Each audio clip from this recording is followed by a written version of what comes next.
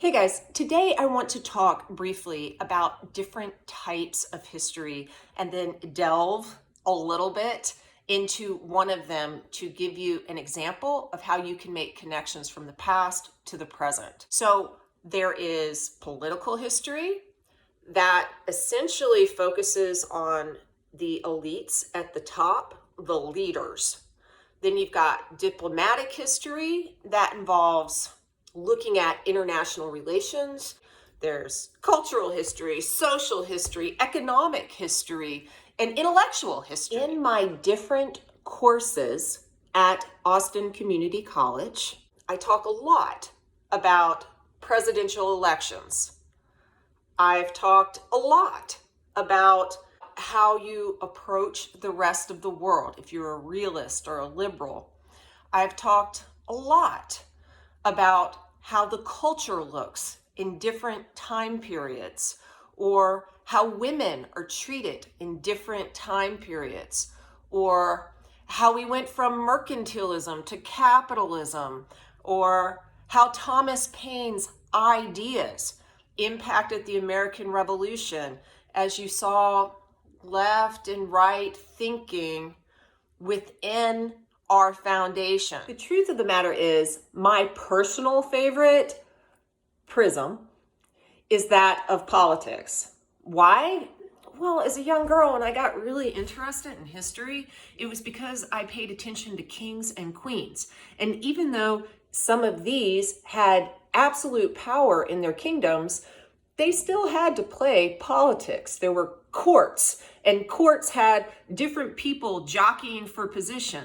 If any of you guys watched Game of Thrones when it was produced by HBO, or you read the Game of Thrones books, you could see this kind of in action. There's one character named Tyrion Lannister. There's this thing in the book about how the king, Robert, has a warhammer, and his brother, Jaime, has a sword, but he has a mind.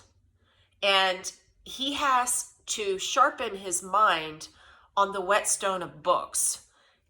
I've totally botched the quote, but it's a beautiful kind of thought. This is because little Tyrion Lannister is a politician. This is how he fights. He fights with his mind. He positions himself in the court based on how he's thinking, how he's maneuvering.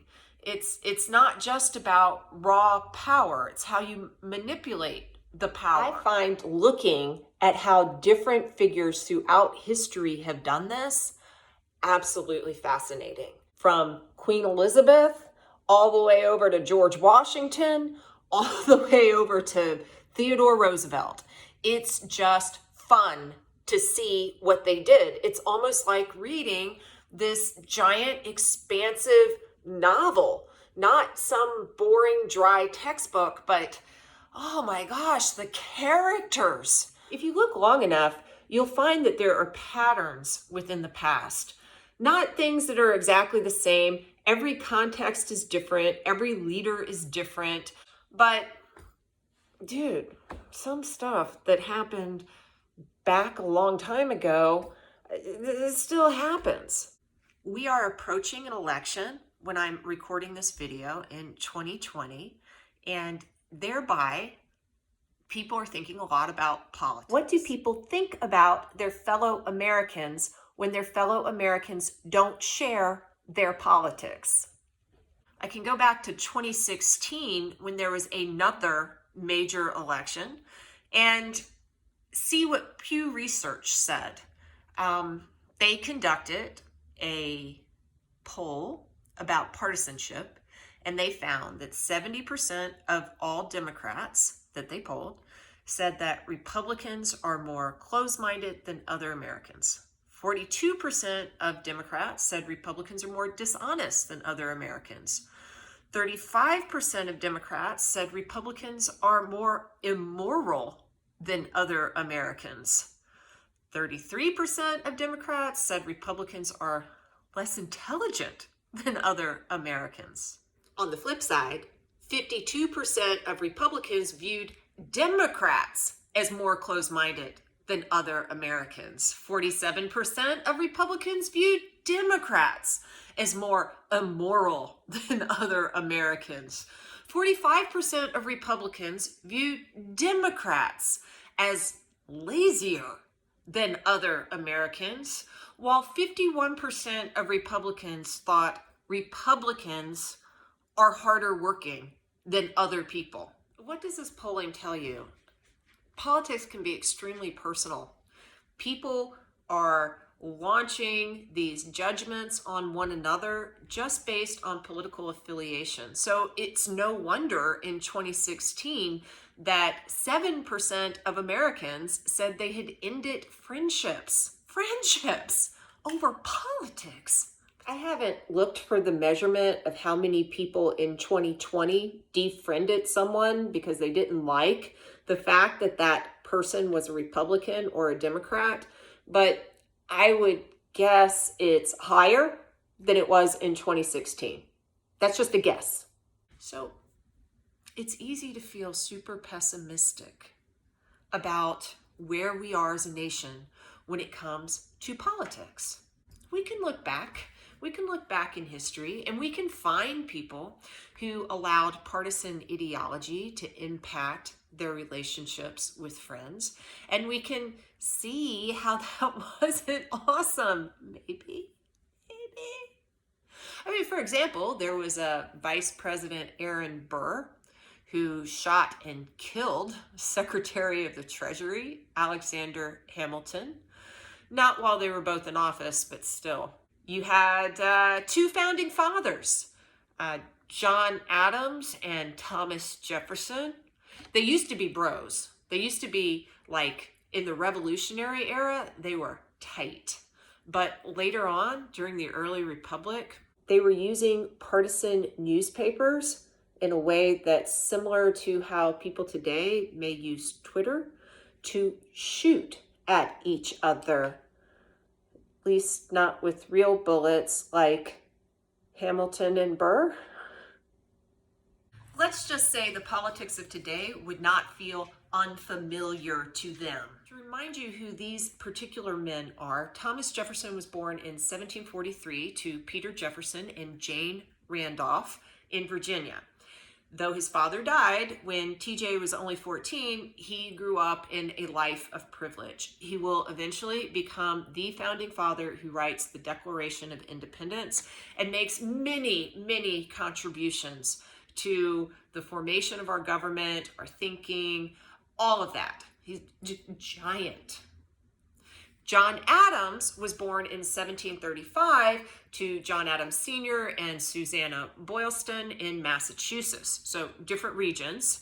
He had a modest but proud upbringing in the Puritan tradition.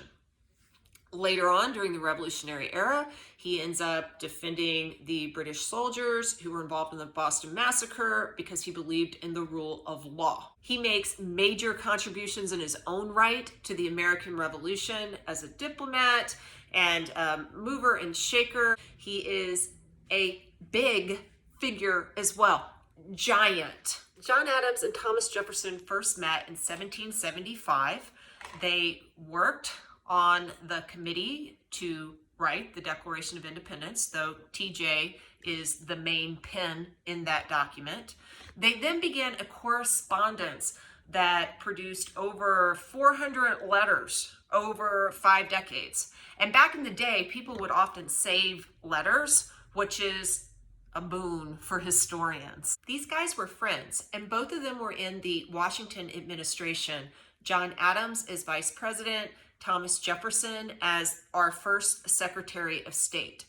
Before long, however, they had clashes in ideology.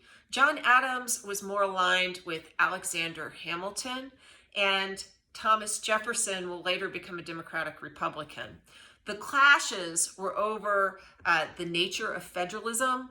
Should you have a stronger central government or stronger states' rights? Even though they both believed that you had to have a stronger government than what existed under the Articles of Confederation. They interpreted the Constitution differently. They disagreed about military might. They definitely disagreed about the French Revolution.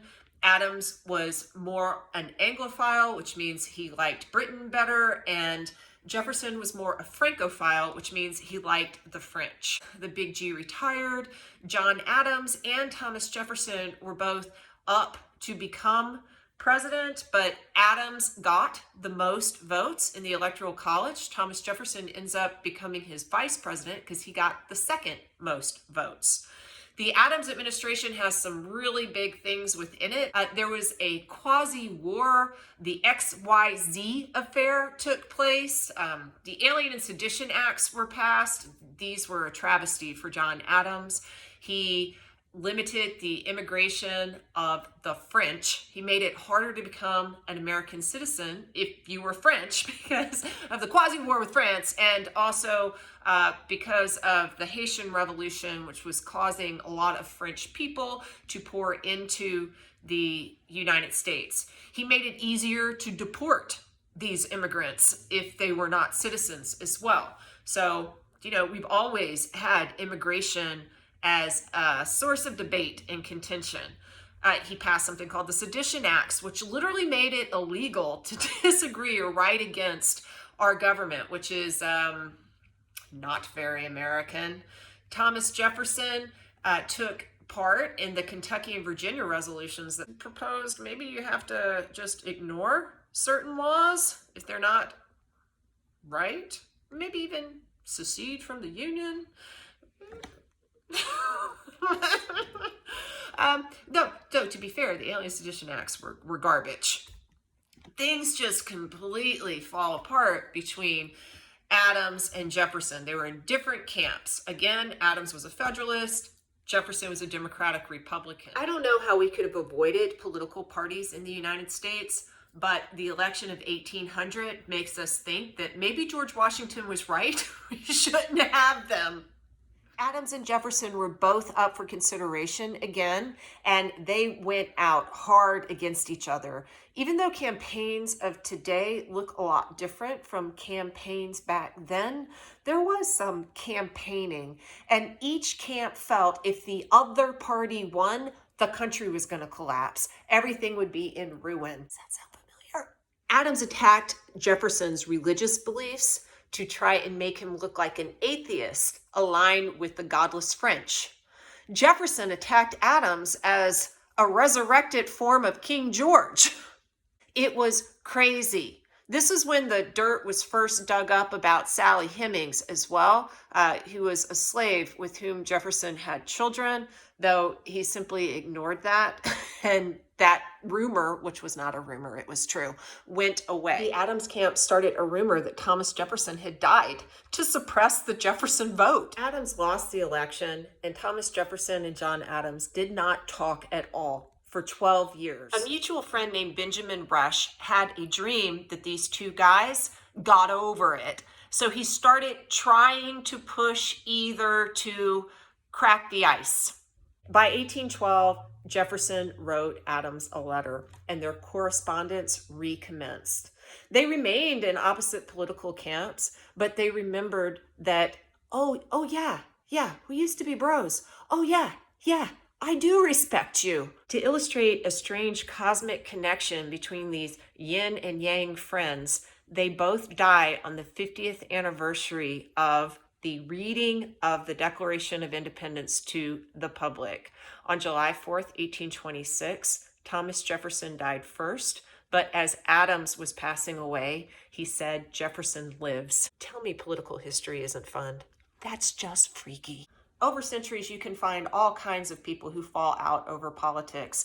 In the US, another great example would be William Howard Taft and Theodore Roosevelt, whose relationship was completely destroyed because of their different views. One was a progressive, one was more conservative, just an outlook. What do I want you to get from all of this? Oh, dear friends, don't destroy friendships over political debates. You're probably both a little right and a little wrong.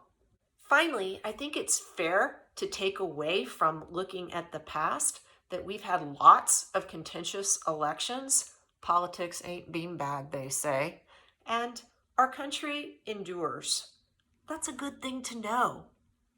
I think we'll continue to endure.